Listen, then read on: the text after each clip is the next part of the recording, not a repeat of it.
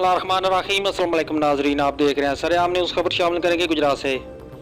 Gujarat police थाना city लाला मूसा की मंशियात फरोशों के खिलाफ कार्रवाई। 2 बदनामे ज़माना मंशियात फरोशों से मजमूई तौर पर 135 बोतल शराब बरामद।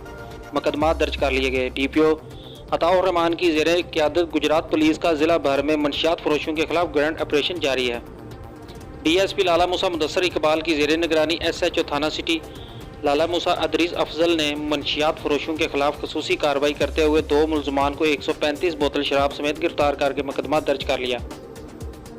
गिरफ्तार मुलजमान में जलील उर्फ जट्टा सकना चक्रमला लाला मूसा से 15 लीटर शराब बरामद, जबकि मेरा एजाज सकना चक्रमला लाला मूसा से 120 बोतल शराब बरामद हुई।